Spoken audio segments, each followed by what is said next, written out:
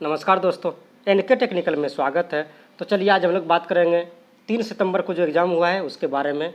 किस प्रकार से एग्ज़ाम हुआ, किस किस ट्रेड का एग्ज़ाम हुआ, कितने क्वेश्चन आए, कितने टाइम रहा और किस टाइप का क्वेश्चन आ रहा है, इन सभी के बारे में हम लोग इस वीडियो में चर्चा करेंगे। तो आप लोग वीडियो को लास्ट तक ज़रूर देखें।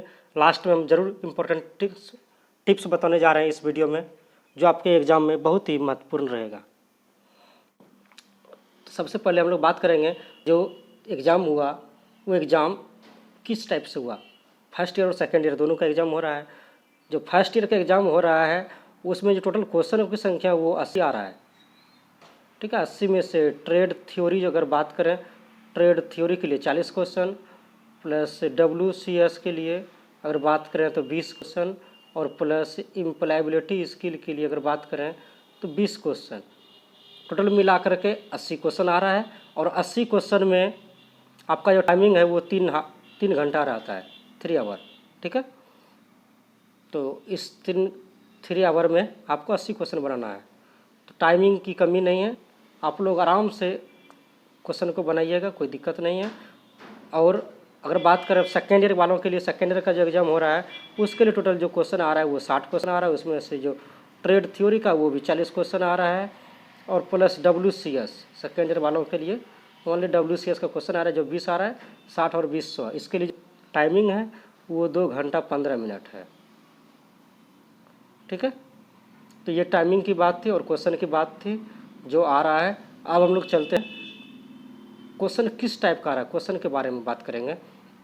जो कल एग्ज़ाम हुआ उसमें से कुछ स्टूडेंट से बात की और बात करने पर पता भी किए किस प्रकार का क्वेश्चन आ रहा है, तो उन्हीं के द्वारा जो दिया गया, प्रोवाइड किया गया क्वेश्चन है वो क्वेश्चन आपके साथ हम शेयर कर रहे हैं। उसमें से पहला क्वेश्चन जो मिला है, सिंगल फेज मोटर को शुरू करने के लिए कौन सी विधि अपनाई जाती है। तो हम लोग जानते हैं कि single phase motor self started motor नहीं होता है, इसे बनाना पड़ता है और इसको स्टार्ट करने के लिए क्या करता है, एक ही वाइंडिंग को 2 भागों में बांटना पड़ता है।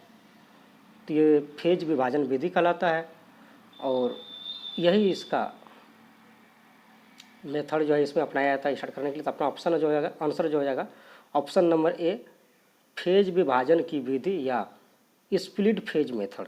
ठीक है, अगला क्वेश्चन पूछा गया था, समरसेबल पंपों को रिवाइंडिंग करने के लिए किस प्रकार का वाइंडिंग तार का उपयोग किया जाता है।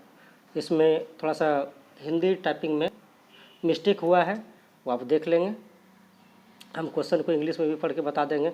Which type of winding wire is used for rewinding submersible pump. Rewinding submersible pump को करने के लिए किस प्रकार के वायर का उपयोग किया जाता है। तो हम लोग जानते हैं कि PVC covered copper, option number A जो है वो PVC कवर्ड कॉपर वायर का उपयोग किया जाता है।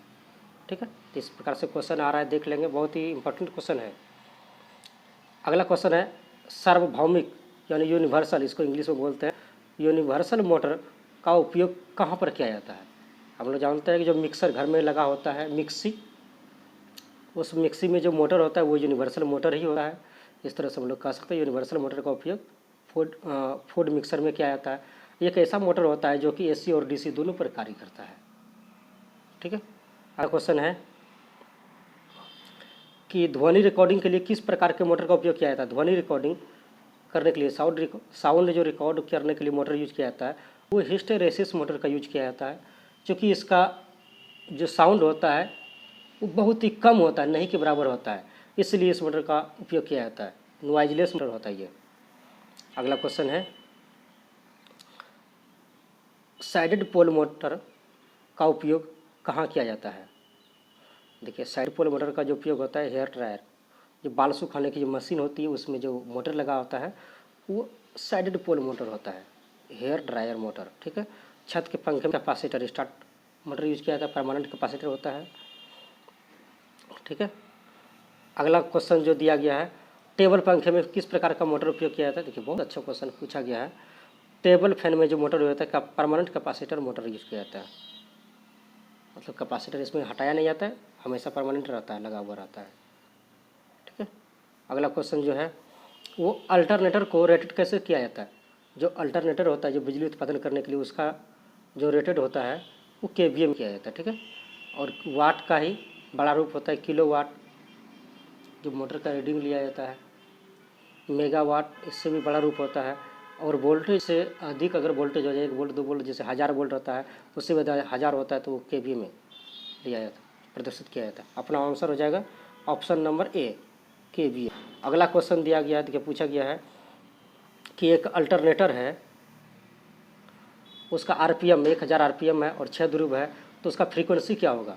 अल्टरनेटर का हम लोग जानते हैं फ्रीक्वेंसी निकालने के लिए फार्मूला होता है NS equal to 120F divide by P होता है, ये फार्मूला, ठीक है।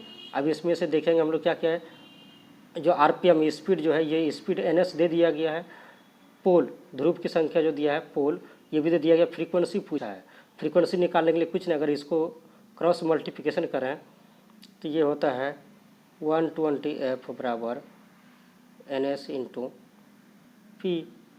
अब अगर F निकालना हो तो NS का वैल्यू, यहाँ पर NS का 1000 वैल्यू है, 1000 रख लेते हैं, और P होता है 6, यहाँ पर वैल्यू दिया गया है, और 120 को नीचे ले लेंगे। अगर F निकालना होगा तो 0 से 0 कट गया, 6 दूनी 12, 2 से अगर 100 में डिवाइड करेंगे तो 50 आएगा अपना आंसर।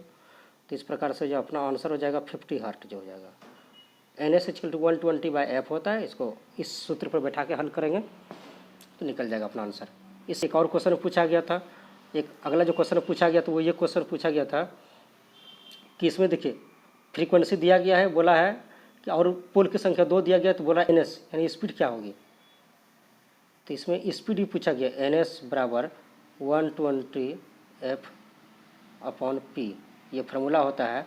इसमें देखिए क्या गया है 120, मतलब ये स्पीड पूछा गया है, F का वैल्यू दिया गया, फ्रीक्वेंसी दिया गया और पोल का भी दिया गया वैल्यू। तो सिंपल है निकालना, 120 इंटू फ्रीक्वेंसी का वैल्यू दिया गया 50, तो हम लोग 50 लिख देंगे, यहाँ पर दिया गया प्रश्न में, और पोल की संख्या 2 दिया गया है, तो डिवाइड जो इसको करना होगा 2 से कर देंगे। अगर 2 से डिवाइड करते हैं 60 दूनी 120, 60 गुना 50 करेंगे तो 3000 हो जाता है। तो इस तरह से अपना आंसर जो हो जाएगा 3000 आरपीएम, ऑप्शन नंबर सी, ठीक है। अगला क्वेश्चन है कि इन्वर्टर का कार्य क्या होता है। इन्वर्टर जो होता है वो हम लोग जानते हैं कि बैटरी से जुड़ा हुआ होता है, बैटरी से डीसी देती है हमारी, डीसी को एसी में कन्वर्ट करने वाली जो मशीन होती है वही इन्वर्टर कहलाता है। तो हम लोग सबको जानते हैं, सिंपल क्वेश्चन है कि डीसी को एसी में बदलने का जो मशीन होता है वही इन्वर्टर का होता है। इन्वर्टर का काम भी वही होता है, डीसी को एसी में बदलना। एसी को डीसी में बदलने के लिए रेक्टिफायर का यूज किया जाता है, साइन वेव, स्फुट में तरंग, ये सब नहीं है।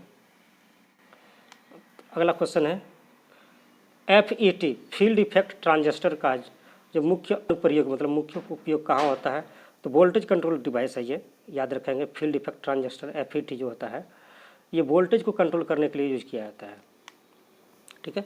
अगला क्वेश्चन है किस प्रकार का उपकरण मोटर्स को एक पैनल बोर्ड में हीटिंग और ओवरलोडिंग से बचाने के लिए दिए। किसी भी मोटर का जो पैनल बोर्ड होता है उसमें ओवरलोड लगाया जाता है, OLR, इसका काम होता है ओवरलोड से बचाना मोटर को। और ये जो होता है OLR वो थर्मल टाइप का लगाया जाता है, ठीक है। जिस तरह से अपना आंसर हो जाएगा thermal overload relay. Thermal relay यहाँ पर दिया है, थर्मल रिले रहे या थर्मल ओवरलोड रिले, तो एक ही बात होता है, ठीक है। रेक्टिफायर का जो काम होता है जानते ही है, एसी को डीसी में करना, लिमिट स्विच, वो स्विच को ऑन ऑफ करने का काम करता है एक लिमिट स्थान पर जहाँ पर करना हो। और इलेक्ट्रो मैग्नेटिक रिले जो होता है ये भी नहीं किया था, इसको थर्मल ओवरलोड रिले करा था। अगला क्वेश्चन हो जाएगा एक डिस्चार्ज सेल का आंतरिक प्रतिरोध में क्या प्रभाव पड़ता है।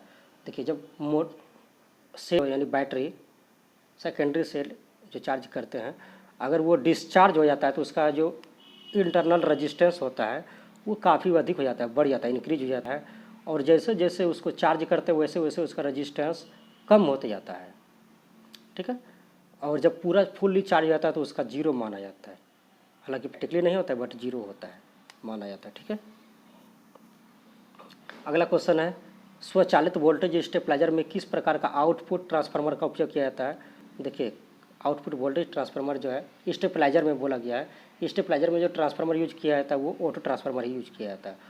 ऑटो ट्रांसफार्मर एक ऐसा ट्रांसफार्मर है जिसमें केवल एक ही वाइंडिंग होता है, प्राइमरी वाइंडिंग और सेकेंडरी वाइंडिंग एक ही वाइंडिंग से निकाला जाता है टाइपिंग करके। और इस प्रकार का ट्रांसफार्मर का यूज स्टेबलाइजर में खास करके ज़्यादातर किया जाता है, घर में देखे होंगे। अगला क्वेश्चन हो गया यूपीएस का बैकअप कैसे बढ़ाया जाता है।